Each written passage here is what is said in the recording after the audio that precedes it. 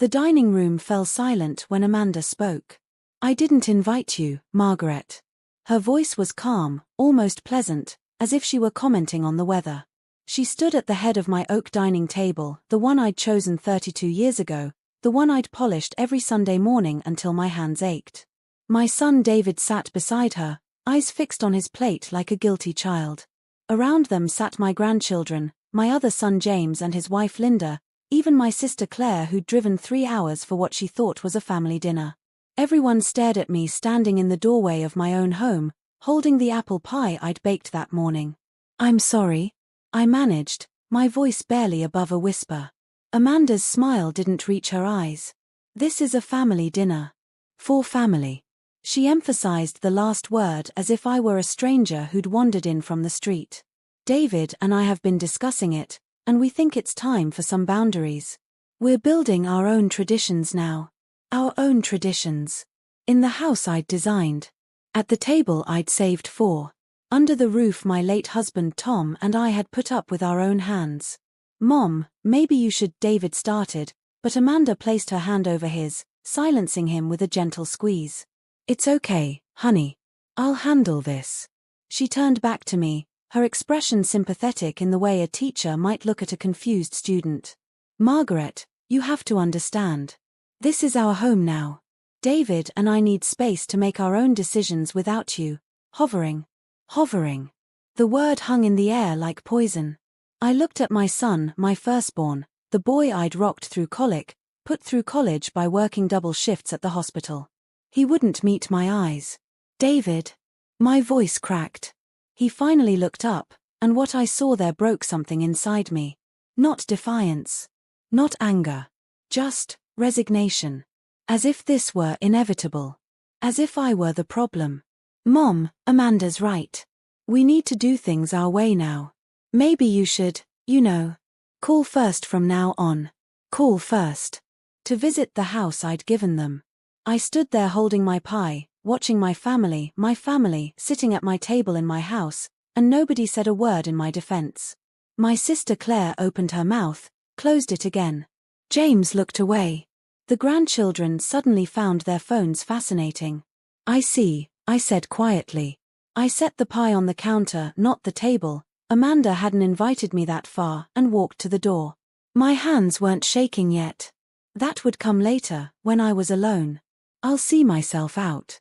As I pulled the door closed behind me, I heard Amanda's voice, bright and cheerful. "Now, let's say grace. We have so much to be thankful for." They had no idea what was coming.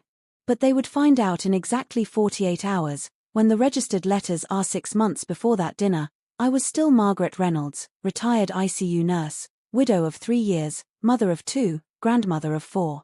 I lived in the modest split-level Tom and I had bought 40 years ago, 2 streets over from the house that would become the center of everything.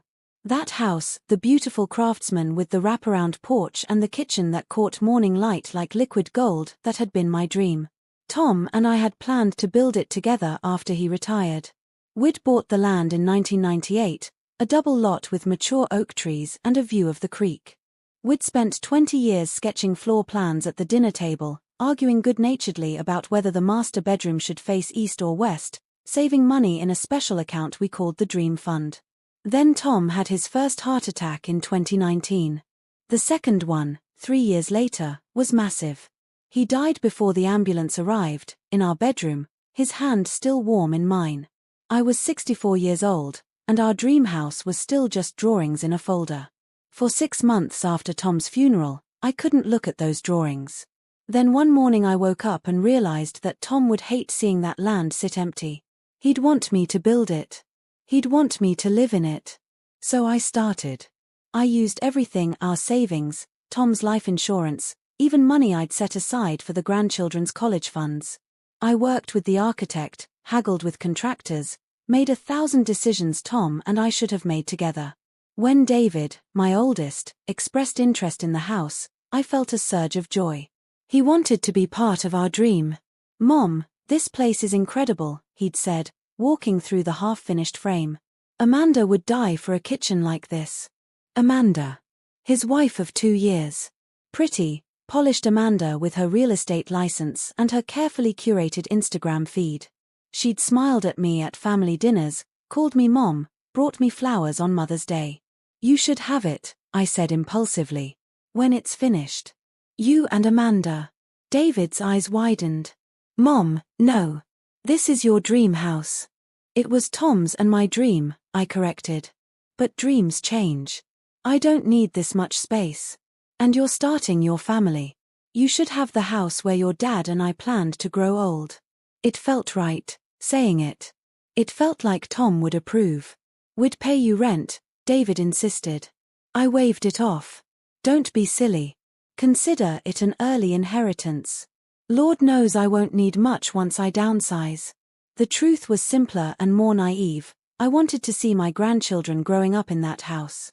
I wanted Sunday dinners in that kitchen. I wanted to be part of their lives in the home Tom and I had dreamed together. I wanted to matter. The house was finished in October. David and Amanda moved in November. I helped them pack, hired the movers, even bought them new furniture, that oak dining table, a leather sofa, bedroom sets for the kids. For the first month, everything was perfect. The cracks started small. Mom, could you maybe text before coming over?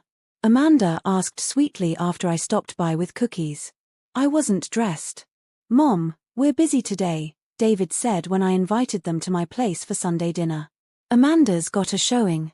Mom, the kids have too much sugar. Maybe don't bring treats every visit. I adjusted. I texted. I called ahead. I brought fruit instead of cookies. But the space between visits grew longer. Weeks became a month. When I did visit, Amanda's smile grew tighter, her welcome cooler. David started screening my calls. Then came Thanksgiving. I'd assumed we'd host it together. Me in my small house wasn't practical, but the Craftsman had that huge dining room. When I mentioned it in October, Amanda's face had done something strange. Oh, Margaret. We were actually thinking of doing Thanksgiving with my parents this year. David hardly ever sees them. A lie. Amanda's parents lived 20 minutes away. We saw them at every birthday party, every school event. I could come with you, I suggested, hating how desperate I sounded. It's kind of a small gathering. Very intimate. Family only. Family only. Those words again. I spent Thanksgiving alone, microwaving a turkey breast, texting photos of dinner to David that he took 3 hours to respond to. Looks great, Mom. Thumbs up sign. Then came Christmas. I bought gifts for everyone weeks in advance. Beautiful, thoughtful gifts that I knew they'd love. I wrapped them carefully, loaded them in my car, and drove to the Craftsman on Christmas morning. The house was dark. I called David. No answer. I texted. Nothing. I sat in my car in the driveway for 20 minutes, watching the house I'd built, before finally driving home. He texted me at 6 p.m. Sorry, Mom, we went to Amanda's parents for the holidays. Didn't want to bother you since you seemed tired at Thanksgiving. I hadn't been at Thanksgiving. I'd been alone. I cried that night for the first time since Tom died. Not quiet tears, ugly, gasping sobs that left me hollow. But it was February that broke me completely. I'd been feeling ill, dizzy spells, fatigue that wouldn't lift. My doctor wanted to run tests, mentioned words like cardiac and monitoring. I was scared. I called David. Mom, I'm really swamped today. Can we talk this weekend? I just need 5 minutes, honey. The doctor. Mom. His voice was sharp. I said I'm busy. Jesus, you're so needy lately. He hung up. Needy. I stared at my phone, that word echoing. I'd raised him alone after Tom got sick. I'd worked doubles to pay his college tuition. I'd given him a house worth nearly $500,000, and I was needy for wanting 5 minutes when I was scared about my health. I called my sister Claire instead. She drove over immediately, took me to my appointment, held my hand through the EKG. Nothing serious, the cardiologist said. Stress-related palpitations. Have you been under unusual pressure? I laughed, a bitter sound. You could say that. That night, Claire sat in my kitchen while I finally told her everything. The cancelled dinners. The Christmas rejection. The family only comments. That ungrateful little, Claire's hands clenched into fists. After everything you've done. After you gave them that house. It's my fault, I said dully. I was too available. Too, hovering. Hovering. Margaret, you're his mother. You built him a house. With your bare hands and your dead husband's life insurance money. Claire's voice rose. And that calculating little witch has turned him against you. Don't, I whispered. She's his wife. She's a manipulative. Claire stopped, took a breath. Honey. You need to protect yourself. Legally. That house is in whose name? Mine still. I was going to transfer it to David after. Don't. Claire's eyes were fierce. Don't you dare sign over that house until you see how this plays out. I wanted to argue. To defend my son, my daughter-in-law, my naive hope that this was all a misunderstanding. But something in Claire's voice, something that sounded like Tom, practical and protective, made me hesitate. Just promise me, Claire pressed. Don't sign anything. Not until you talk to a lawyer. I promised. I had no idea how important that promise would be. The lawyer's name was Patricia Kim, and my sister Claire had insisted I see her. Just a consultation, Claire had said. Just to understand your options. I sat in Patricia's office 2 days after the needy phone call, still feeling embarrassed about taking up her time. Surely this was silly. Surely David and I would work this out. But Patricia listened to everything, the house, the furniture, the slow isolation, without interrupting. When I finished, she was quiet for a long moment. Margaret, whose name is on the deed? Mine. I was going to transfer it after they got settled. I just haven't gotten around to it. Don't. Patricia's voice was firm. Not until we've documented everything. Do you have records of what you've purchased? Furniture, appliances, improvements. I nodded slowly. I'd kept receipts. All of them. It was habit from 40 years of budgeting with Tom, tracking every penny.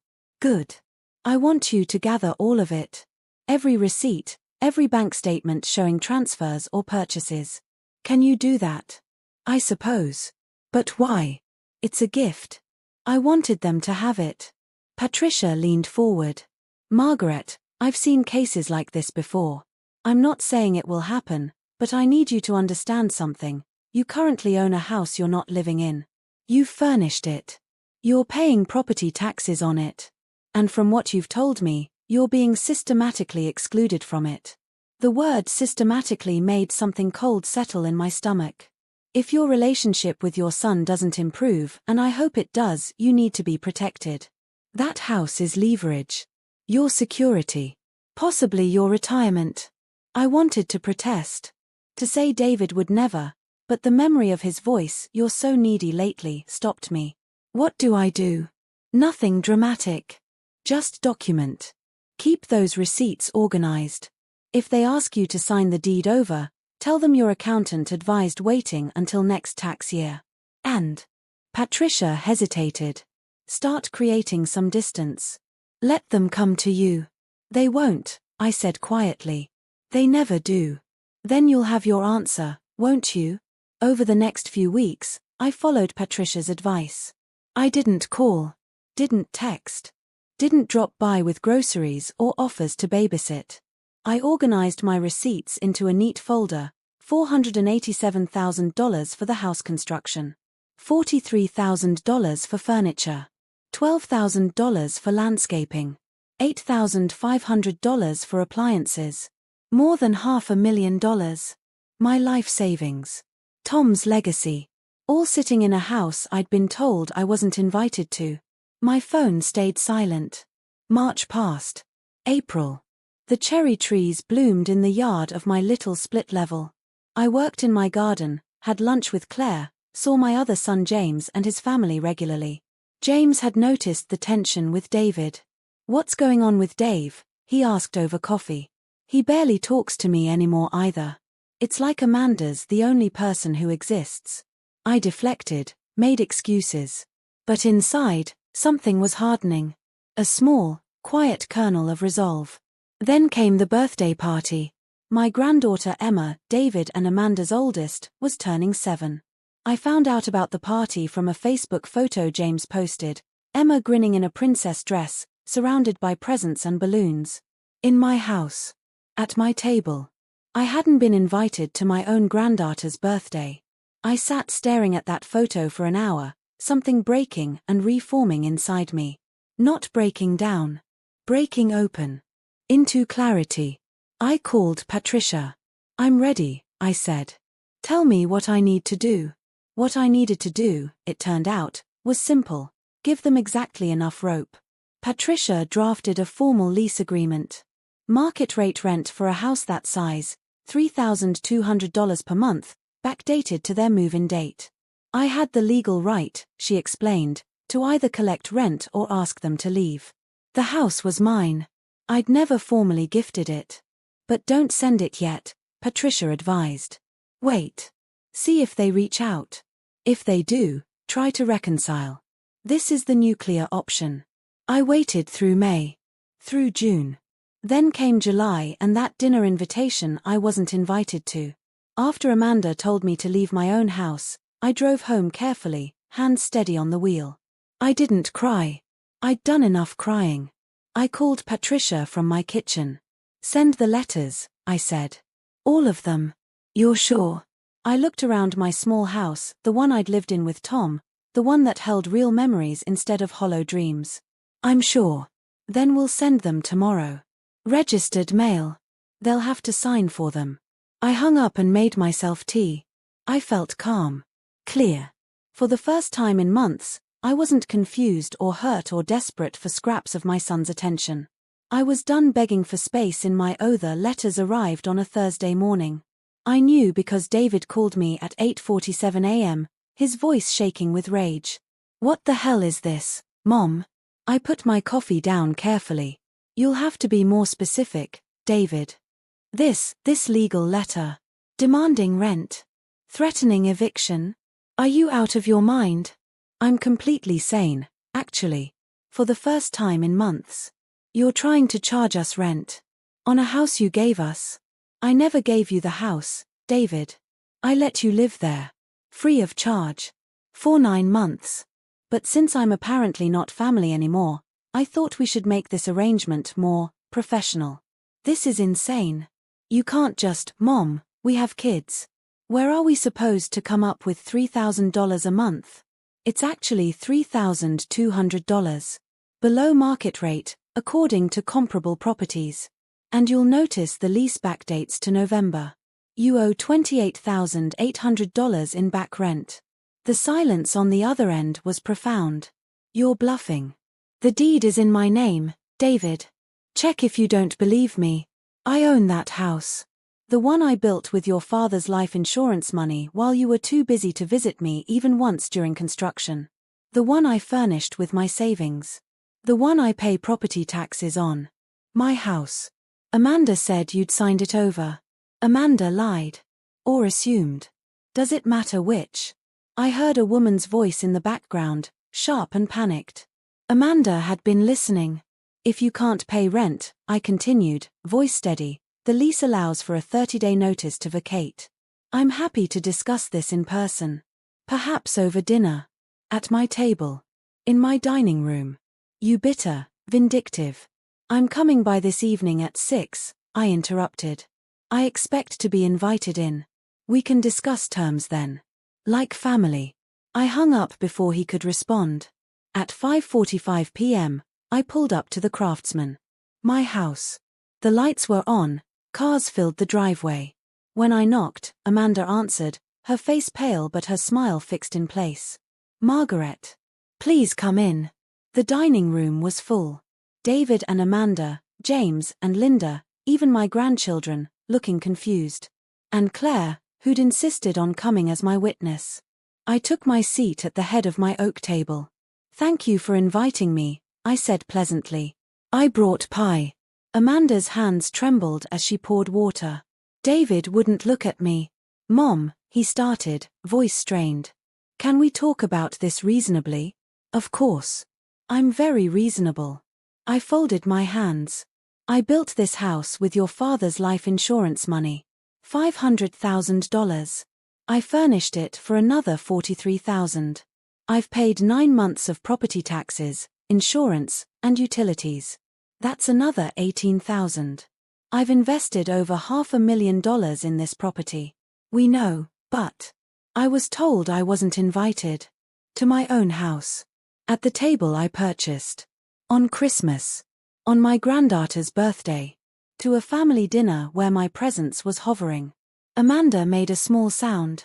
James was staring at David with dawning horror. So here's what's going to happen, I continued, my voice calm as still water. You have 3 options. 1. Pay market rate rent, $3,200 monthly, with back rent paid over 12 months. 2. Purchase the house from me for $510,000, my documented investment. 3. Vacate within 30 days. Mom, please. I held up a hand. I'm not finished. If you choose option 1 or 2, we'll also establish boundaries. I will be invited to all family gatherings. I will see my grandchildren regularly. I will be treated with basic respect and courtesy. If you cannot agree to these terms, I suggest option 3. The room was silent except for the clock ticking. Amanda's voice was barely a whisper. You'd kick out your grandchildren? No, I said, meeting her eyes. You would. By making demands you can't meet on property you don't own. This is emotional blackmail, Amanda hissed. This is business. You wanted boundaries. Professional distance. I'm providing it.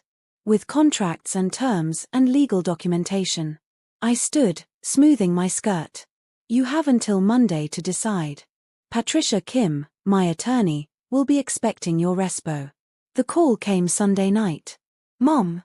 David's voice was rough, like he'd been crying. Can we talk? Just us. I met him at a coffee shop Monday morning. He looked terrible, hollow-eyed, unshaven, diminished.